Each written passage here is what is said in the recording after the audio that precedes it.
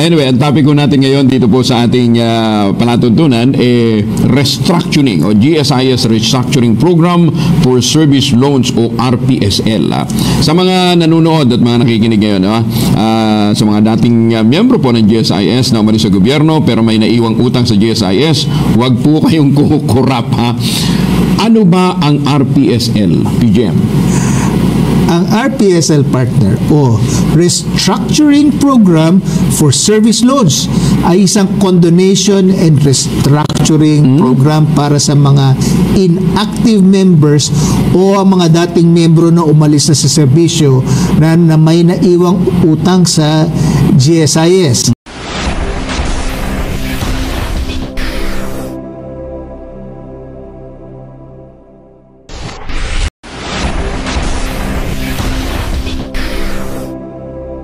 Mindanao, maginhawang umaga muli sa ating pong kinilala bilang top CEO o isa ho sa mga top CEO ng Pilipinas for 2023 and beyond, I think. Dahil dun sa mga ginagawang contribution sa GSIS. Si PGM Week Biloso. PGM, maginhawang umaga. Maginhawang umaga, partner. Sa iyong mga tagapakinig, tagapanood, lalong-lalo na sa mga members at pensioners ng GSIS. By the way, nais ko ulit i-congratulate ang 100 MPL Flex borrowers na nag-uwi sa ating December 12 raffle draw. Makakatanggap po kayo ng official text message sa GSIS ay papaalam na kayo po ay nanalo at kailangan i-acknowledge po ninyo yan bago namin i-credit ang inyong cash prize. Sabi siguro ng mga nakatanggap, paulit-ulit naman si PGM baka marinig ni Commander. Wag niyo i-share niyo, huwag niyo susulohin, ha. Anyway, ang topic ko natin ngayon dito po sa ating palatuntunan restructuring o GSIS Restructuring Program for Service Loans o RPSL. Sa mga nanonood at mga nakikinig ngayon, sa mga dating miyembro po ng GSIS na umalis sa gobyerno pero may naiwang utang sa GSIS, huwag po kayong kukurap, ha. Ano ba ang RPSL, PGM? Ang RPSL partner o Restructuring Program for Service Loans ay isang condonation and restructuring program para sa mga inactive members o ang mga dating membro na umalis na sa serbisyo na may naiwang utang sa GSIS. Old age pensioners o nag-avail ng restructuring program ng GSIS pero hindi nakabayad at members na umalis pero bumalik uli sa serbisyo at may naiwang utang sa GSIS na mahigit 6 na buwan. Partner, alam mo, bibigyan kita ng kwento rito. Meron akong kamag-anak, dumalaw, galing Canada, nabanggit niya, nagtrabaho ko sa gobyerno dati. Tinanong niya, baka meron akong benepisyong hindi ko pa natanggap. Ito yung GSIS number ko. Mintik ba na mga lumabas, meron pagkakautang. Ito, may utang ba siya? May utang pala, nakaalis lang, hindi tapos nag-i-incur ng interest. Kaya yan yung mga sinabihan natin, mag-avail po ng ganyan. Ayun, ayan, kaya kinakailangan po ninyong mag-apply ng RPSL. Pagka nag-apply ba sila, PGM, may mahahabol pa ba sila? Ano bang benefits nun? Maraming advantages kasi kapag nag-avail ng RPSL ay agarang mahihintong pagtakbo ng interest. Oo nga naman. Penalties and surcharges sa naiwang utang. Makukundo o matatanggal ang penalties at surcharges. In effect, mas mababang babayarang outstanding GSIS loan balance. Ma-update pati ang loan redemption insurance coverage dahil deemed paid ng utang kapag may hindi inaasang pangyayari sa borrower at updated ang kanyang loan obligation. May flexible at magaan na installment plan na pwedeng pagpilian para sa mga restructured o natitirang balanse ayon sa pinansyal na kapasidad ng borrower. May mas mahabang payment period na 5 taon para mas abot kaya ang buwan ng hulog. Mapapanatili ang creditworthiness bilang mangungutang at may iwasan ng legal na aksyon na maaaring gawin ng GSIS dahil sa hindi nababayarang utang. Pero sabi nga nag-disengage na ako sa gobyerno, mahahabol pa sila. Kaya lang yung mga retirement benefits nila, yun maapektuhan. Gaano kalaki yung na-waive na amount para sa babayaran? Tsaka, ano yung nakukondon o natatanggal sa mga penalties, mga surcharges?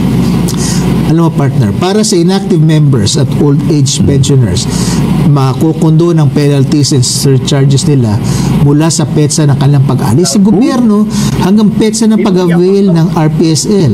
Para sa borrowers ng dating condonation program, makukundo ng penalties and surcharges nila mula sa petsa ng default o hindi pagbabayad ng mahigit na 6 na buwan ng dating condoned loan hanggang sa petsa ng pag-avail ng RPSL. At para sa re-employed members, makokondon ang penalties and surcharges nila mula sa petsa na pinakahuling pag-alis sa gobyerno bago bumalik sa serbisyo hanggang sa petsa ng pag-avail ng RPSL. Sa madaling salita, lahat ng penalties at surcharges ng eligible loans ay tatanggalin mula sa qualified mag-avail nitong RPSL. Lost income yan sa inyo. Ba't ka pumayag? Alam mo, partner, kami, pwede po kaming mag-condone po ng mga penalties and surcharges. Ang interest po, hindi po namin yan. Yung interest. Ang interest, hindi po namin yan babawasan. Ang penalties and surcharges po, sapagkat yan po ay yan ang tinatawag na over the top. Ang kita mo, interest yung penalties and surcharges. Kaya naman naroon yan. Para lang ma-prevent ka na huwag mapunta sa ganyang sitwasyon na hindi makapagbayad. Kaya naman po pwede nang i-release po yan. Sige, ito. Tanong ni Ricky D. ng Sursugon. Paano daw yung payment terms ng RPSL? Ako, pwedeng bayaran ng buo o hulugan ng RPSL.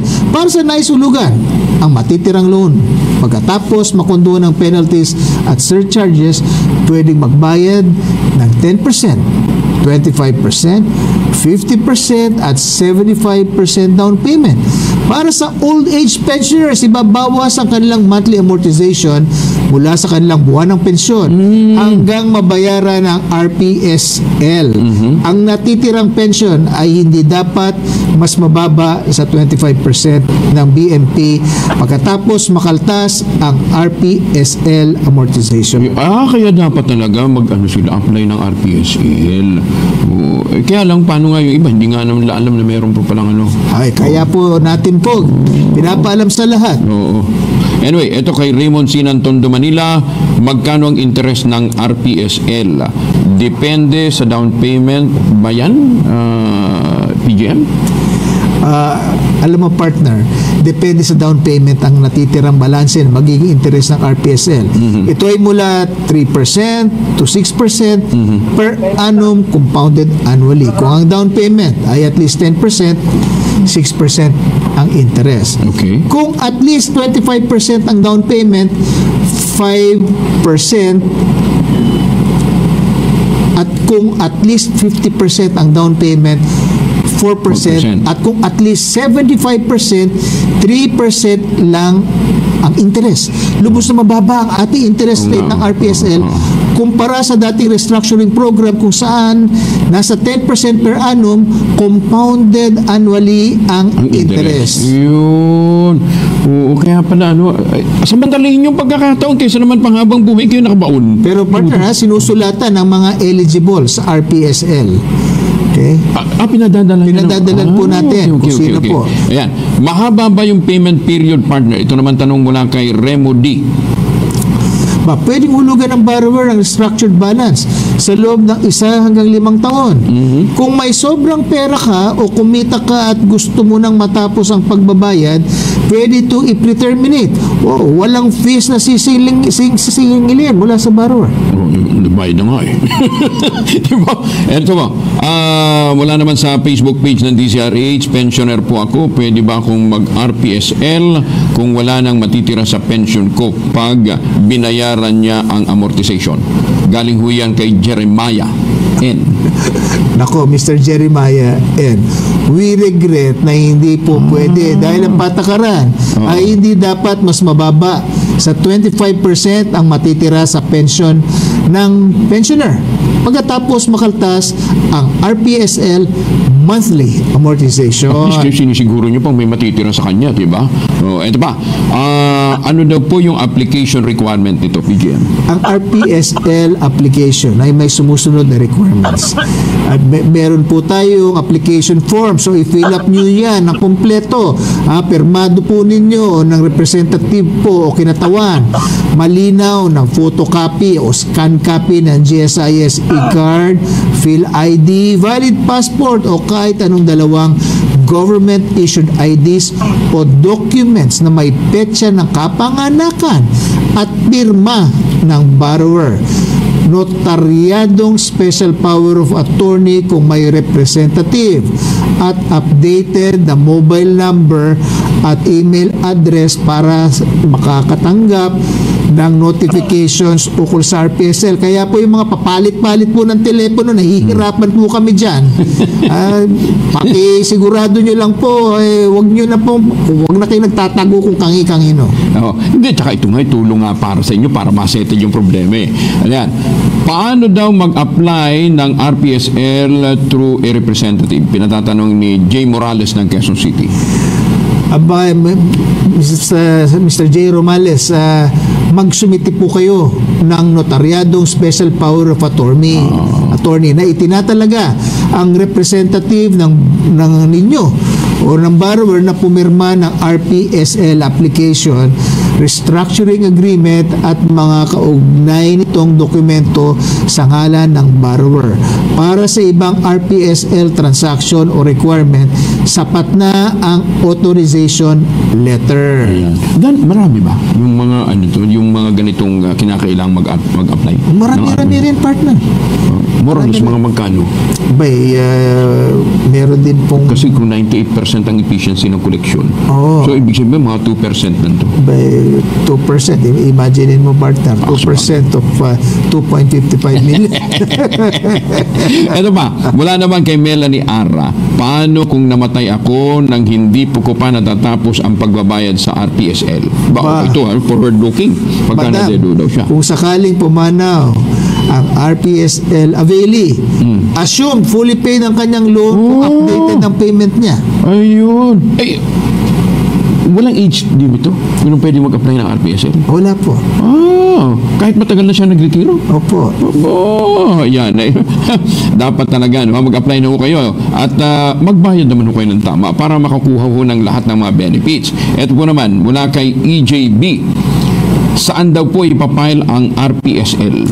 Maaaring mag-file over the counter sa kahit anong GSIS office, partner. O kaya through email. Ipadala lang ang application form at mga requirement. Ayan, ha? Hay, nako, kaya nga dapat to talaga, kung gusto nyong pagkatiwalaan kayo, kasi nga meron ngayon, di ba, meron ng may ahensya, credit, ano tawag dito?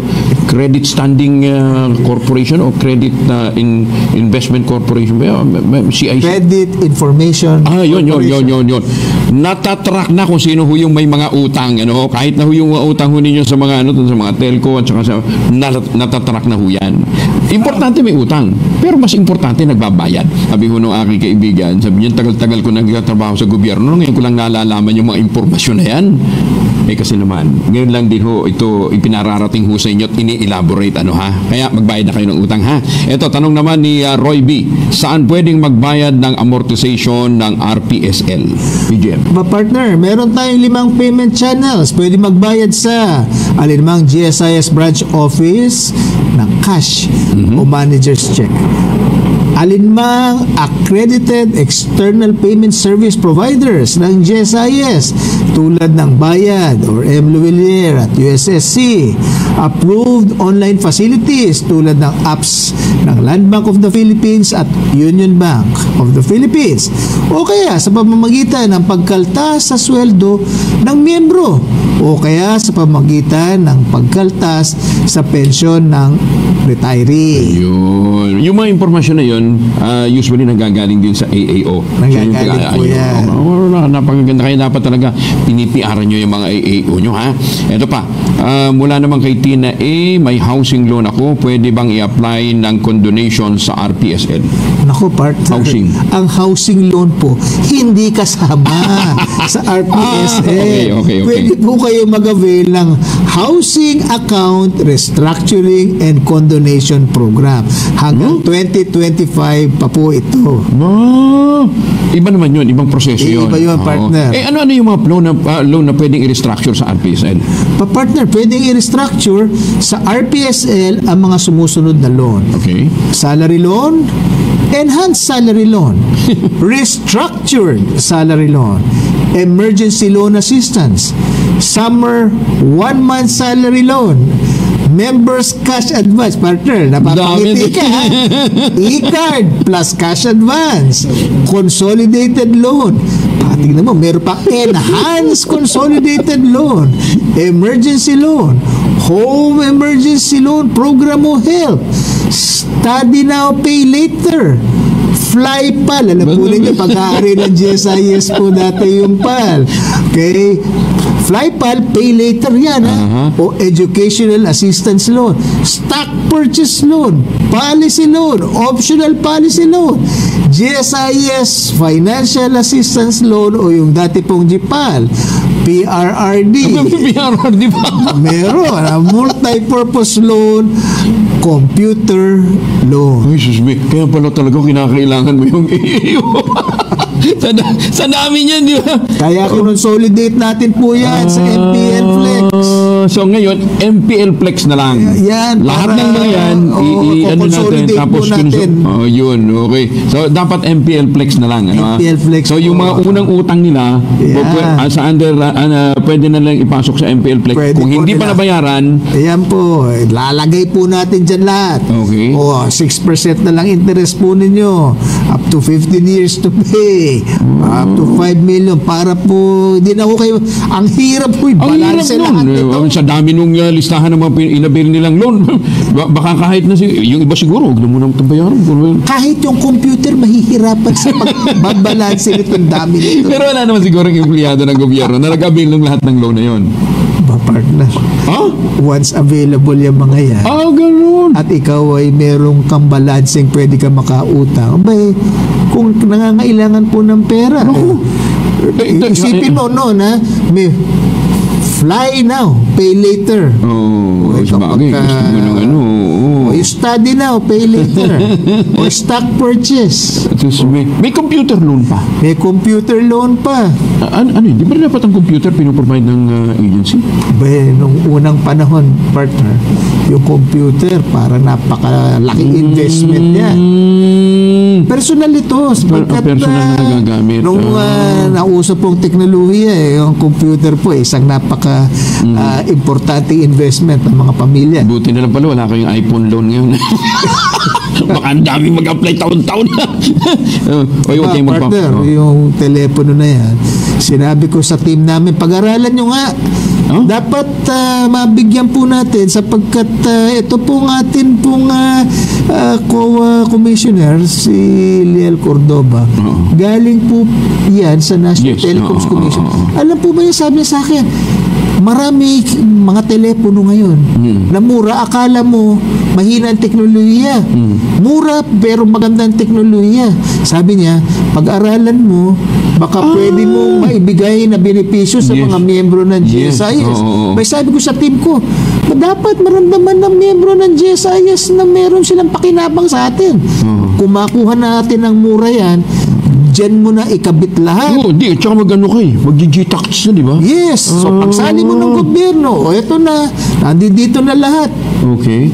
Hindi, pwede na siguro, cellphone loan, di ba? Pag-aaralan po natin. Tuwa-tuwa, natuwa yung mga gusto mag-upgrade, kaya lang hindi naman yung iba kasi nakikibagay, nakikiuso. Kuminsan size lang ng cellphone yung pinag-uusapan dyan. Huwag kayong magpapauto masyado sa mga telco, di ba? Anyway, baka mamaya kasi pagka na-avail yung cellphone loan, dagsain ho kayo ng mga request. Hoy, partner, ang objective namin hangga't maaari may bigay po ng libre. Pero pinakukompute ko kasi baka naman po masyado mabigat. Sapagkat kung may bibigay namin ng libre, talaga mararamdaman po ninyo mga miyembro ng gobyerno na meron pong pakinabang. Nararamdaman immediately, hindi retirement. Sabi siguro na nakikinig at manonood sa akin, PGM, bilisan mo ng aral. Ay, nako. Anyway, marami pa ho tayong mga tanong na hindi nasagot. Padala nyo lang ho yan, At sana nga po nakakatulong ho yung ating mga impormasyong ibinabahagi ho sa inyo, Again, para ho doon sa mga may mga gusto pang malaman, anong dapat lang gawin, PGM Week? Lahat ng impormasyon tungkol sa lahat ng GSIS programs ay makikita sa aming website www.gsis.gov.ph. Pwede rin tumawag sa aming 24/7 contact center 884747. Sumasagot din kami sa Facebook.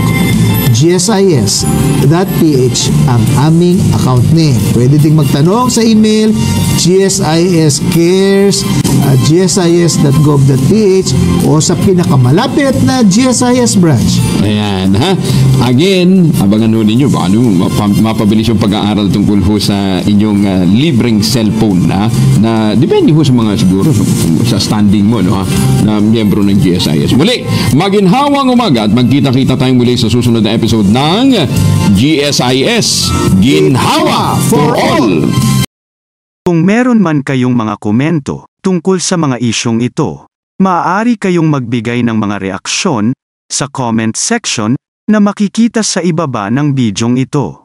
Maraming salamat, at kung ikaw ay interesado ng mga bidyong tulad nito, mangyaring suportahan ang channel na ito sa pamamagitan ng pagpindot ng like, pag-share ng mga video, at kung bago ka pa lang sa channel na ito, please subscribe sa channel na ito at pindutin ang notification bell at piliin ang all upang maabisuhan ka para sa mga paparating pang mga videos.